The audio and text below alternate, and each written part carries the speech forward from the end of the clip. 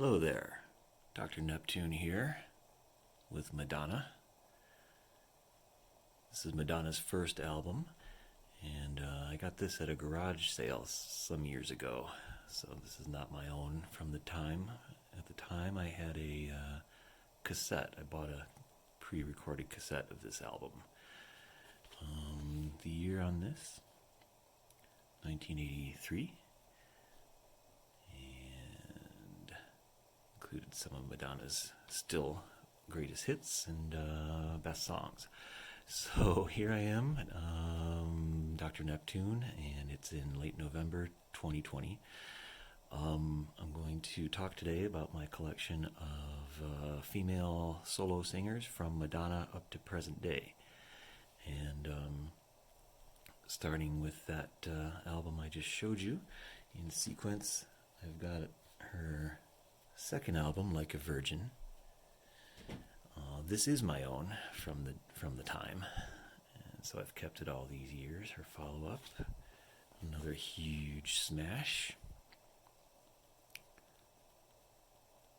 I keep doing that because I'm looking around the camera for the date, but this is 1984.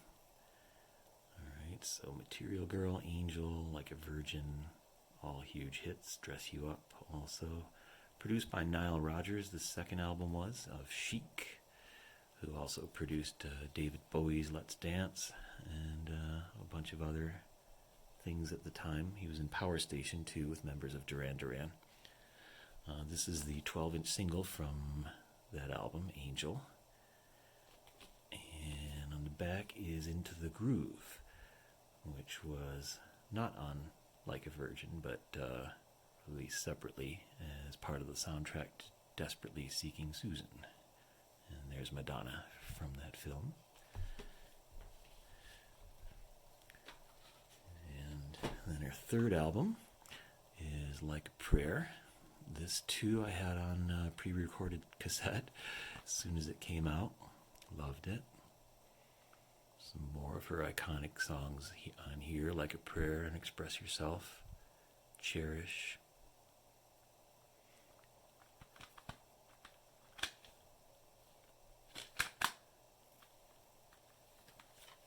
And then here is a single, a CD single of Justify My Love.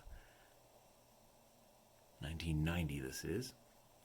So this video for this single was controversial. A lot of what Madonna did was so, and had a lot of I guess what was controversial about it was kind of a sexually raw video with all kinds of different things either depicted or suggested. It's too hot for MTV to handle, so I think they banned it or something, but it's a great song, Justify My Love, and a great video. A lot of, I think, what Madonna did in those days was stir up controversy just for the sake of it, as a kind of way of promoting herself, using her own sexuality to throw it back in everyone's faces. So in addition to being an excellent dance pop music diva, I've always admired Madonna for her give no fucks attitude, basically. And although her music in more recent years has failed to please as much me, or I think the more general audience, still gotta admire her for going in her own directions. So I see Madonna as the starting point for all modern female solo singers, and it's also the starting point in my collection, because this was in high school when she came out with that first album, and that was when I first started collecting music. And this is her immaculate collection, greatest hits, every single one of these, you know, probably.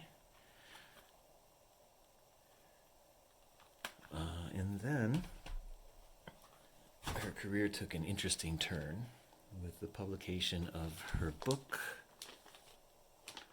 called Sex.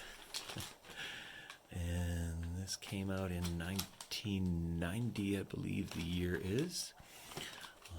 This is a first edition of this book. At the time I was working at a Barnes & Noble, so I was able to get it at a discount. List price was $50. Pretty steep for that time, especially steep for a college student or one just out of college. So the employee discount helped a lot there. This was also released in conjunction with a CD of hers called Erotica, which came packaged with the book. There's no track listing on here, but this is the standard edition of the album. So this book, as the title suggests, really pushed Madonna's provocations into a new direction. This is metal. It's quite hard metal. This is a cutout on the back. Metal binder. Presents a challenge to even display it without damaging it too much, but I think laying it flat is the best way. And so this is photographs by Stephen Meisel, if you can see all the way up there, fashion photographer. And I'll just flip through a few here. Okay, here's Vanilla Ice and Madonna naked together. That's them also.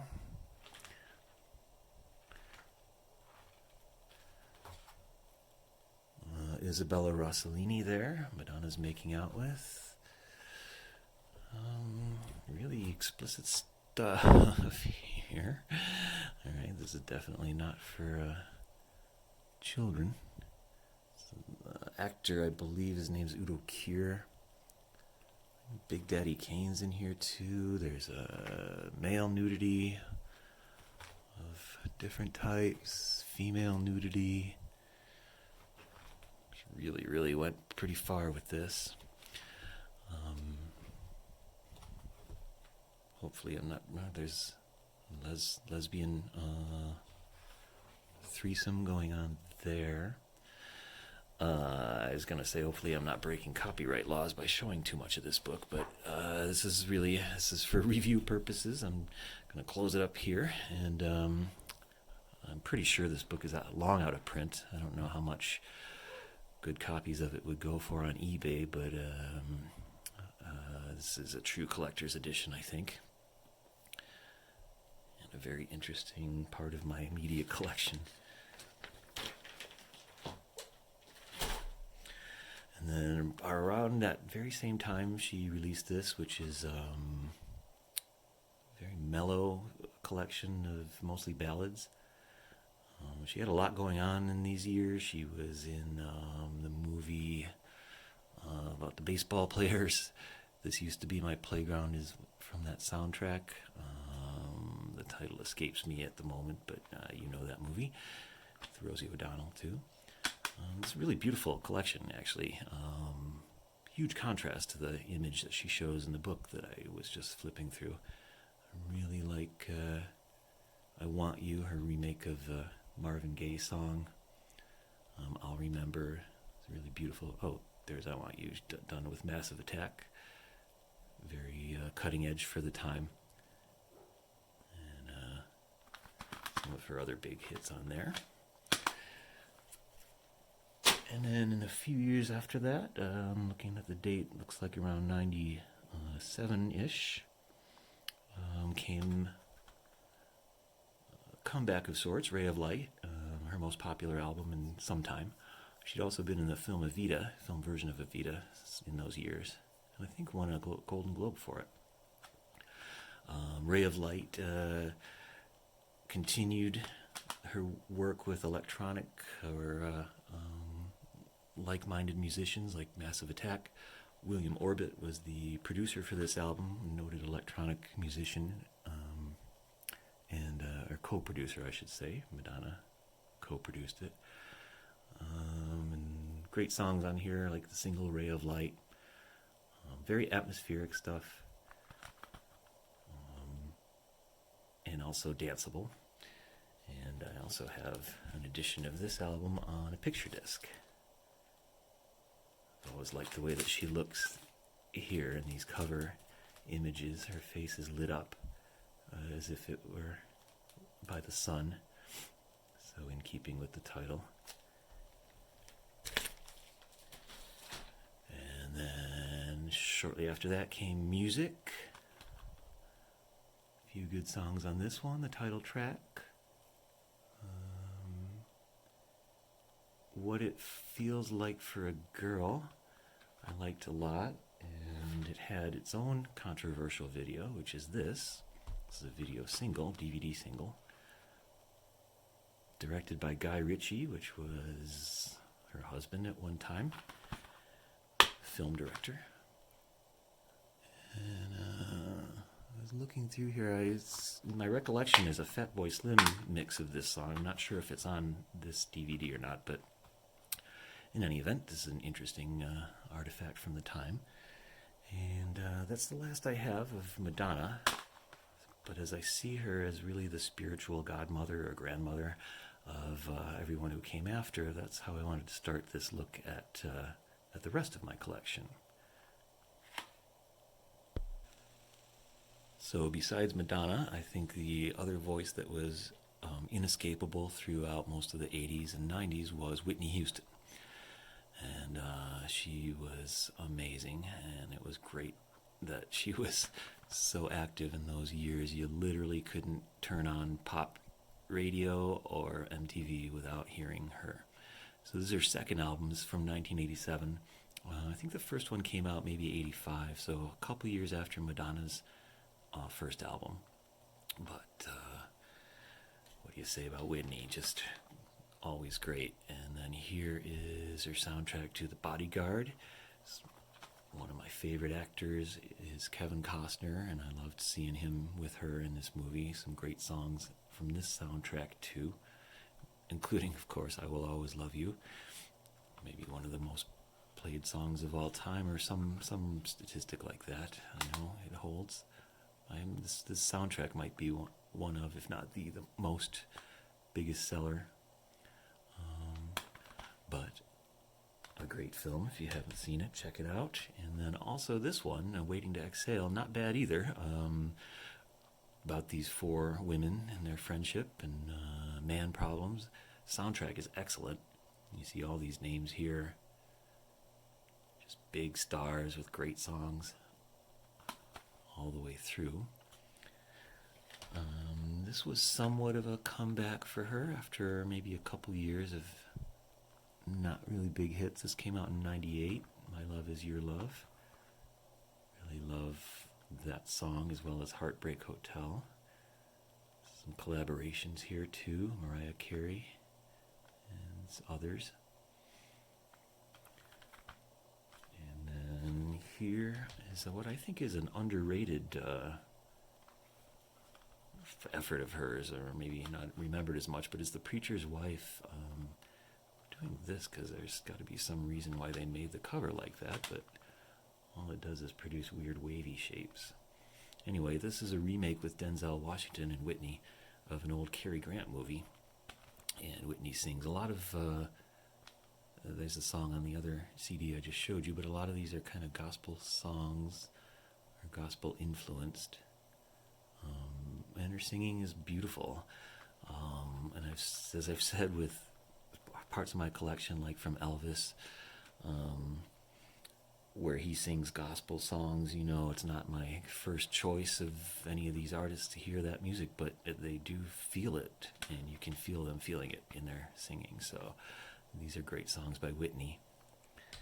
And then here's a collection, a DVD collection of her greatest hits, and you'll recognize most of those titles. Some special features there too. One thing that's included in here is her live rendition of the Star Spangled Banner, Super Bowl in 1991. Widely considered one of the best performances of that anthem.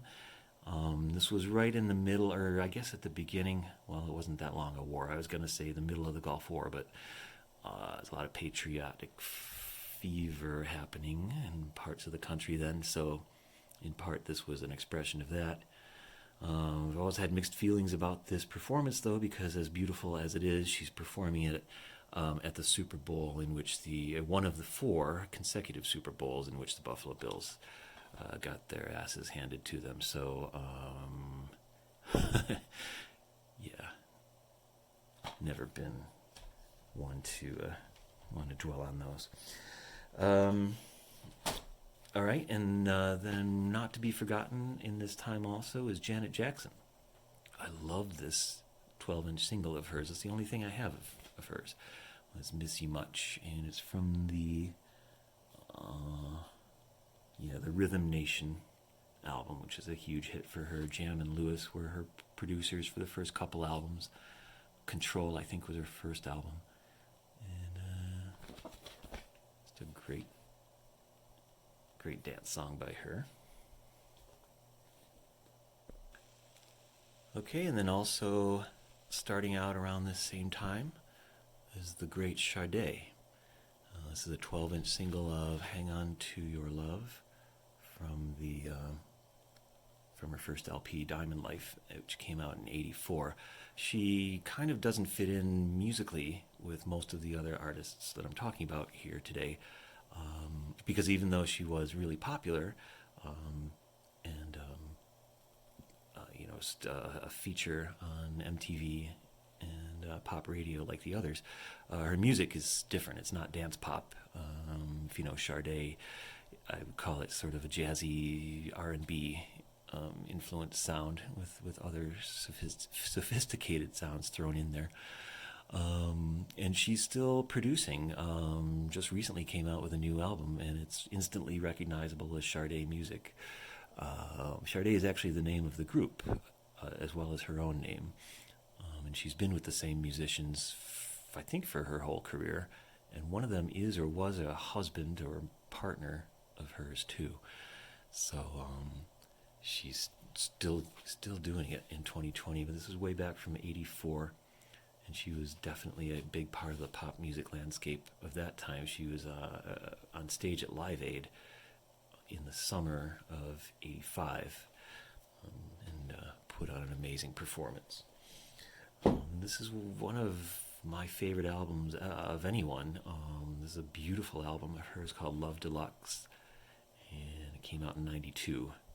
It's probably her 3rd or 4th album. She takes her sweet time releasing albums. The one that she put out recently was her first in, 8 years or something. But this is a very atmospheric group of songs, relaxing, great rhythm to them, and her voice is just incomparable. Here's the greatest hits, released in '94. So I think up until Love Deluxe. And she's released a few albums since then.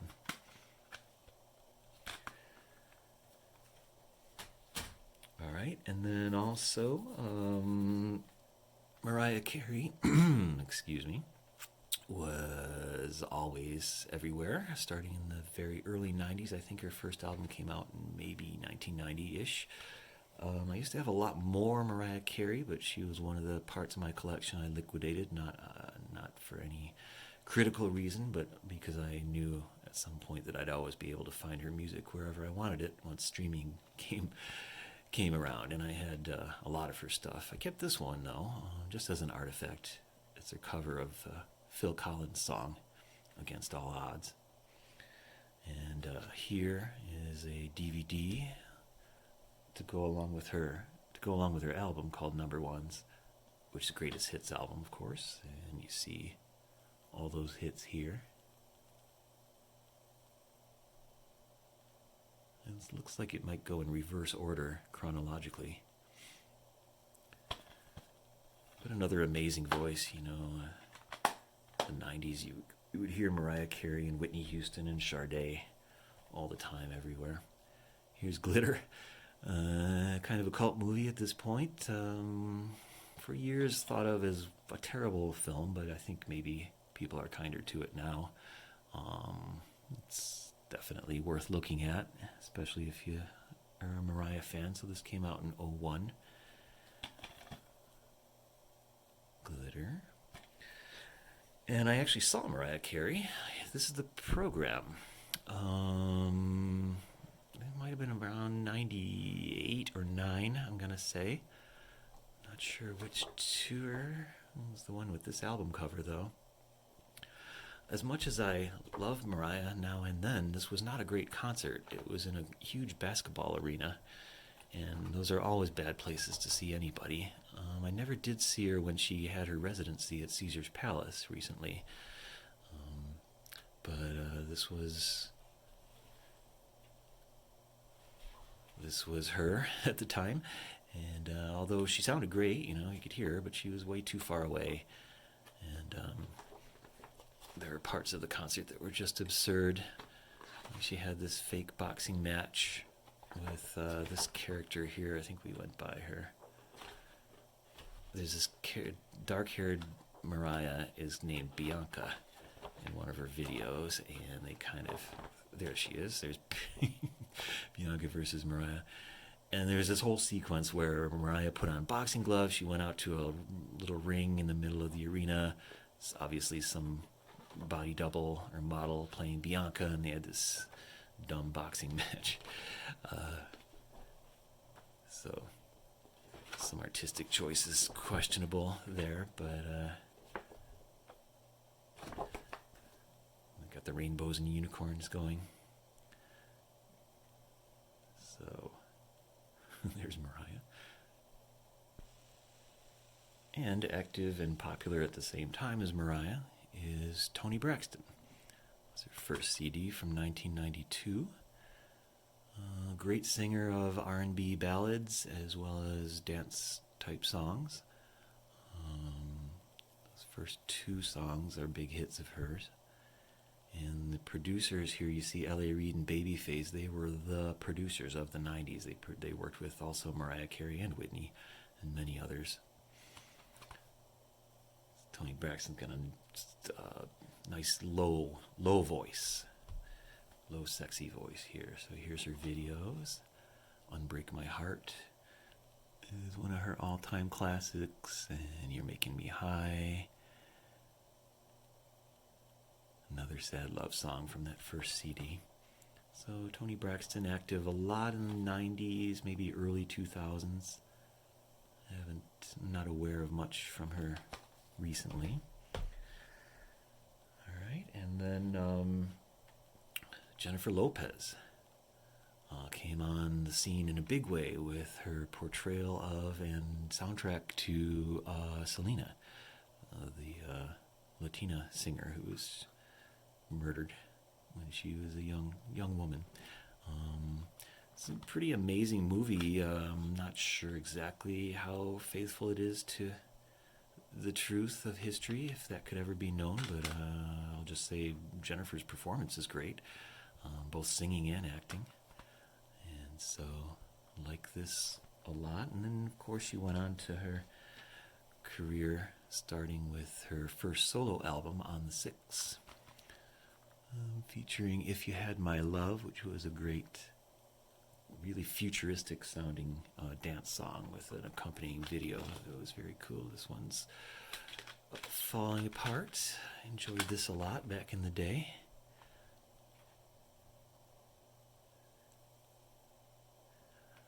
And then here, This Is Me Then. Check the year on this, 2002. Not sure if this was her follow-up, her second release, or maybe her third. I'm not sure. It has Jenny from the Block on it, so as I recall, that may have been her second CD. This is a good disc, although I remember being just entirely appalled at the lyrics. Oh, here's an ad for her perfume. The new scent Glow by J-Lo. Eau de Toilette. Geez, that's pretty pricey for then. Okay. And then, so she, at this time, she was involved with, I don't know if about to be married or actually married to the actor Ben Affleck.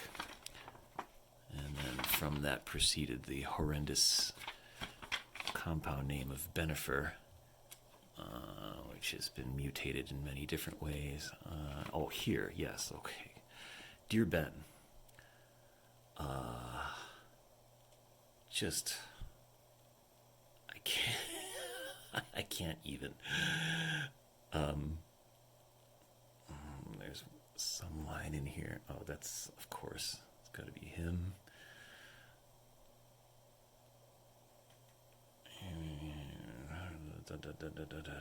My friend and my king. Oh, there it is.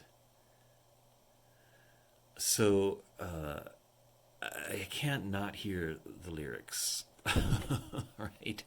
And so I hear that, or become aware of it, and then hear it after I read the lyrics. It makes me want to vomit. Just so schmaltzy and sappy. I mean, come on, really? You're my king.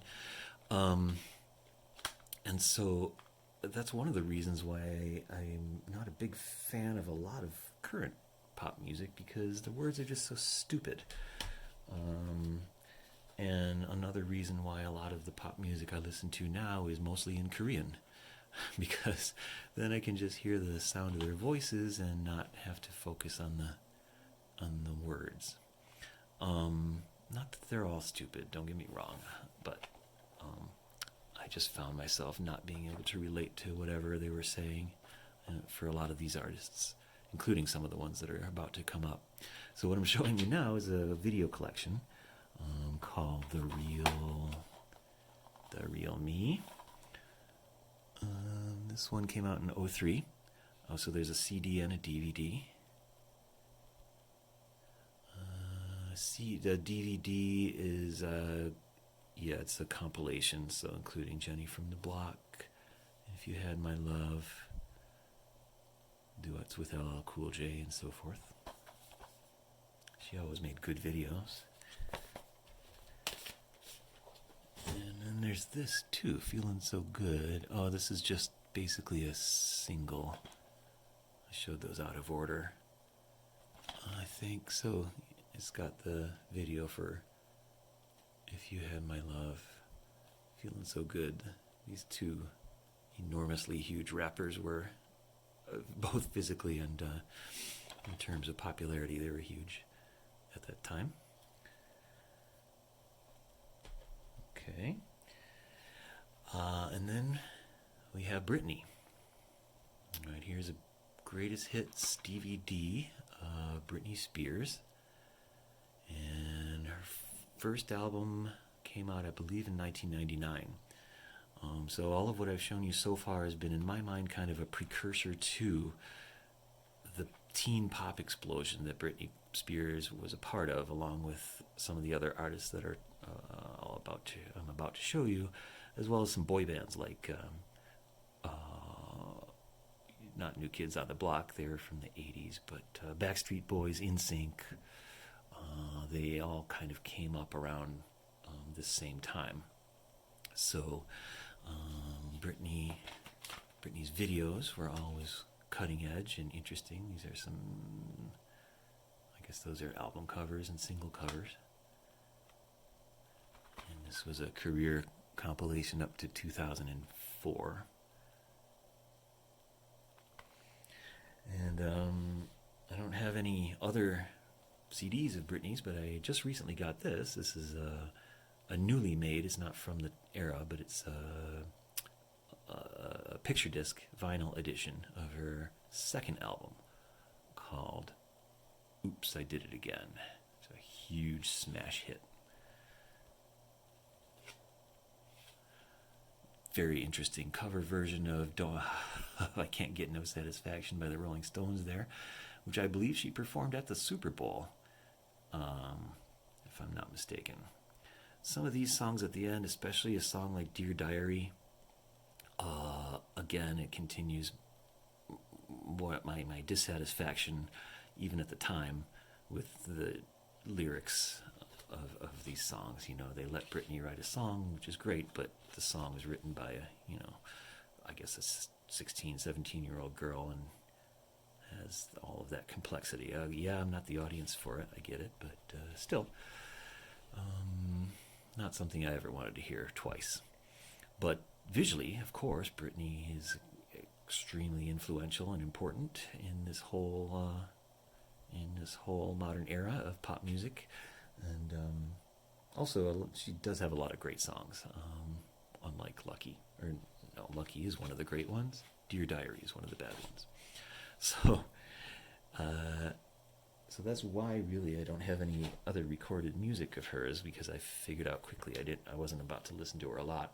But I do have an interesting collection of magazine covers, Rolling Stone magazine covers. So this is her very first appearance, 1999 this was. You can see, just even though she's just a teenager here, just how sexualized her imagery is. And here's a cover from 2000, in relation to the election, the presidential election of that year, I guess. I always liked this outfit, though, very patriotic. And then her imagery, again, as she got older, too, she got even more sexualized. It's always a question as to how much agency the artist has in these sorts of things. That is, do they want to be portrayed that way, or are they just sort of told to do it? Especially with Britney. If you're familiar with recent developments in her life, she is under a conservatorship. She basically has been found not to be able to take care of herself and is fighting that. There's a lot of ugliness that's been part of her career, unfortunately. But this was her first, blast of fame, and so this is from 2003. This headline is absurd. Britney on Justin That Kiss and being alone. So she had a well-publicized relationship with Justin Timberlake.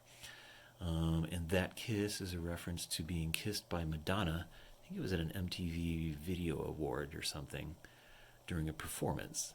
And that was considered controversial because most everything Britney did attracted a lot of attention in those days.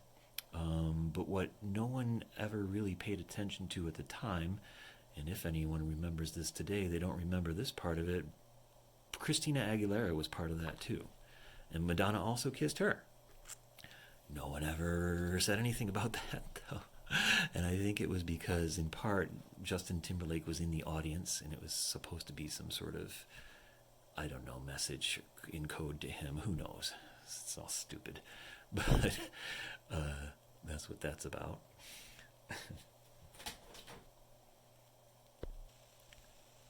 And speaking of Christina Aguilera, here is a single from her first album, Come On Over Baby. This was the album with Genie in a Bottle on it, and there you see the cover. The date on this, I'm gonna say 99 also. This print is so small that I cannot even see it with my glasses. Maybe it'll come through on this video. But like I said before, all these acts kind of came up all at the same time. It was this huge explosion of teen pop. And Christina Aguilera was notable from the rest, for having this amazingly strong, rich voice. And I really liked her music. And again, not to belabor the point, but she is one of the artists that when I heard the lyrics to one of the songs, I think maybe on her third album, I just said, oh my God, this is just too much. I cannot listen to this in the car or anything. It's just so dumb. So I stopped. This is one of the reasons why my collection of all of this type of music ends in the early 2000s. Also, the boom kind of it collapsed. It lasted a few years and then it went away. The thing with teen pop is that, there's always a new group of teens that need to be appealed to, and the ones that first liked the artist, then they grow up or they go to college and they develop other tastes a lot of times. So what the U.S. lacks is an industry, really, that is designed to meet the continuing demand. Korea has figured it out. What I'm showing you here is one of her DVDs called My Reflection, with a couple of Christmas songs on there. So these are these songs from the first album, I think.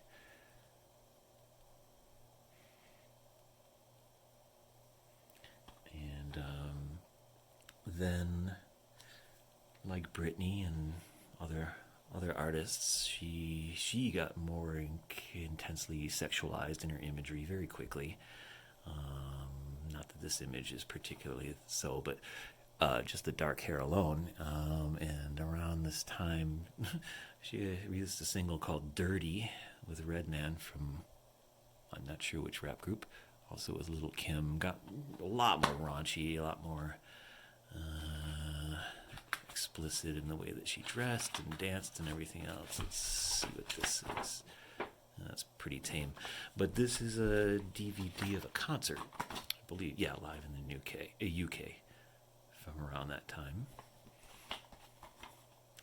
So my collection, yeah, so as I was saying, my collection of a lot of this stuff ends at that time because of those issues. And also, part of all this is the fact that CD sales peaked in the year 2000, 2001, and then entered a steep decline. Right after that you got Napster, or it might have been before that, but people figured out ways to get music digitally.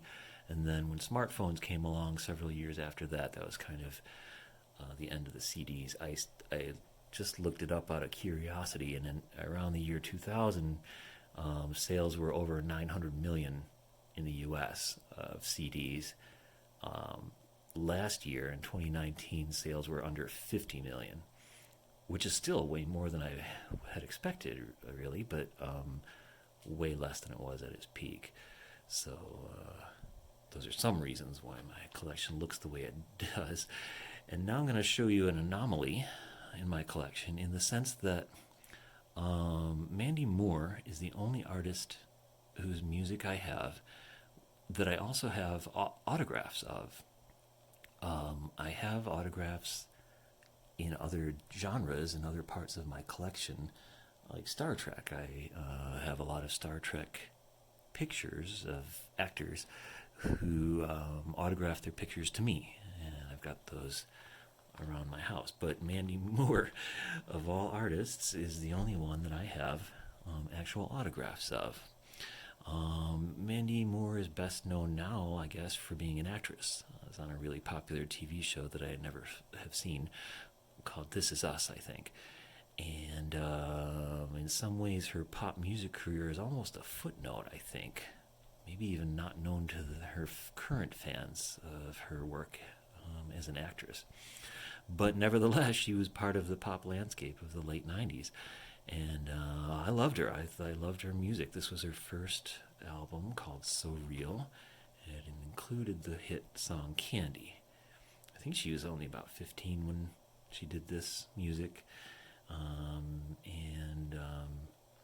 Yes, it is fairly generic dance pop, but teen pop. But nevertheless, she does have something in her voice that just appealed to me. This was the CD single of Candy. Some very cool, actually deep club remixes of that song.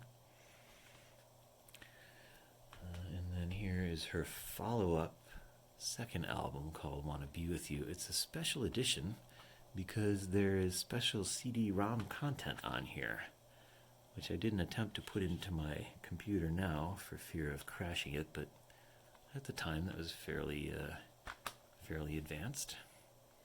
So, as a singer of lightweight, fun dance pop songs and ballads, I really liked her work then. I'll get to the autographs in a second, but this is her third album called Mandy Moore. These all came out pretty rapidly. This was from 2001. The single was In My Pocket, and this album I actually listened to all the way through, just because I hadn't in 20 years. A couple days ago in preparation for this video, and it holds up surprisingly well. In My Pocket and a lot of the other songs have a kind of exotic instrumentation, like almost sitar or Middle Eastern sounds to them, mixed in with the dance pop. So I found that an enjoyable revisit of the past. And then here's the autographs. I guess I have two. Alright, so this one is called Coverage. And there's her autograph. Why do I have Mandy Moore's autograph? um, out of all the other artists. Um, well, I'm pretty sure it was because I got these from Amazon. All right, so I was an early adopter of Amazon. I bought books and CDs from them, and I think what happened was that when I went on Amazon and started buying discs, it would recommend things to me, and one of the recommendations would be an autographed version of, in this case, Mandy Moore. So I thought, why not? So here's Mandy's autograph. This is actually a pretty cool album. There's two booklets in here. One is signed. I'm assuming it's by her. I hope so. I'm sure I paid extra for it. And this, as the title indicates, these are cover songs, all cover songs of other artists' music. Some of them I really liked. Senses Working Overtime, New Wave, a lot of New Wave on this actually. Hole of the Moon is another one. There is Mona Lisa's and Mad Hatters from Elton John. Feel the Earth Move, Carole King. She's a good singer. Moonshadow, Van Morrison. One Way or Another is that Blondie song. So, this is coverage, autographed by the artist. And then there's a best of here, which followed up a CD and DVD. All right, so dual collection there. Music videos and performances.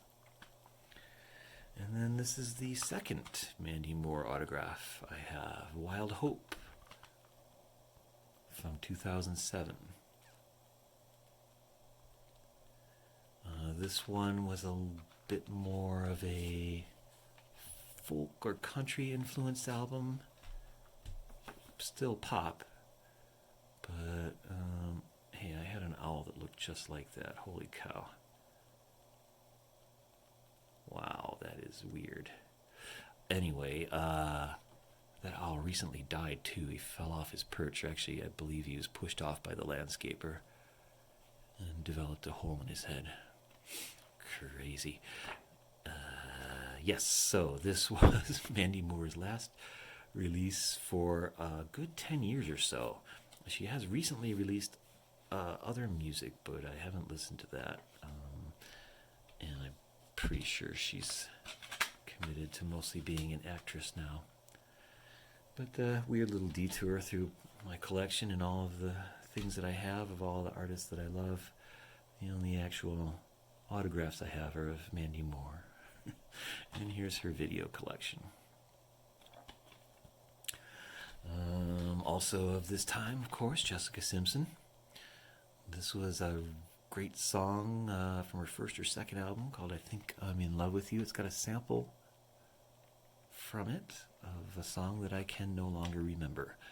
But I remember at the time thinking the sample was really cool and that her voice sounded a lot like a young Mariah Carey. So I've got that, and then here is her Dream Chaser DVD collection. Music videos and some concert footage and whatnot. Jessica Simpson. Also around this time, Vitamin C. This is her first album. Had the hit Smile on it. Very fun, upbeat song. Oh, also Graduation, Friends Forever. Class of 99 played that, or will play that for the rest of their lives, I'm sure. Vitamin C. And then I have her second album here, called, of course, More.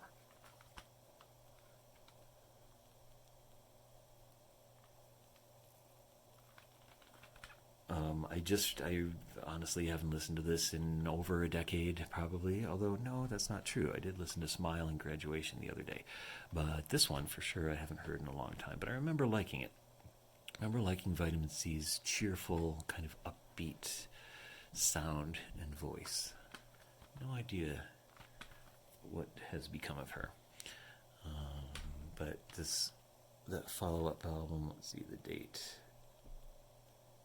2000 on that. Okay, and then as we're moving towards the present, ever so slowly, we've got Beyonce. This is her first album, called Dangerously in Love. And the date on this is 2003. All right, so between 2000 and now, I think Beyonce is the only artist whose work I do have in this genre of female solo singers. For good reason, she is the queen. So great songs right from the start here. Crazy in Love with Jay-Z being one of them. Here's her follow-up, B-Day, which I also liked a whole lot. Deja Vu, Get Me Bodied. Those are great songs. Freakum Dress, if you're looking for a deep Beyonce cut. That's a great one. Irreplaceable is a really good song. Beyonce, of course, started in Destiny's Child, so part of a girl group, but then went on her own to amazing success. Her movie about her Coachella performance is fantastic. This here is her third album. It's a special edition of her third album called I'm Sasha Fierce, deluxe edition, so a 2 CD version of that, which had originally come out in one. If I Were a Boy, Halo, great singles from there, a beautiful version of Ave Maria, Single Ladies, of course, a huge hit there, Diva. Beyonce just, I think, at the top of her game here. Here's her fourth album, just called 4. In my memory, I'm not seeing titles here that I liked as much as those before, but gotta love Beyonce anyway. And then another solo artist from Destiny's Child was Kelly Rowland. Here's her album, Simply Deep. And the big song from this was a duet with Nelly, popular rapper of the time. Called Dilemma. She's a great singer too. All of them were in Destiny's Child. And then here, a totally different direction. This is the Australian pop singer Kylie Minogue. And probably her best known song in the States is Can't Get You Out of My Head, which is on this. This is a live performance from Sydney, where she's from. She's been a huge pop star since the early 80s there and also in Europe. Still somewhat of a cult artist here in the States, but just put out a new album, which, according to reviews, is very much in keeping with the rest of her work. So, fun disco queen here for Kylie Minogue. All right, and I'm going to conclude by bringing us right up to the present day. Although a lot of these artists, as I've said, they're still producing work and performing.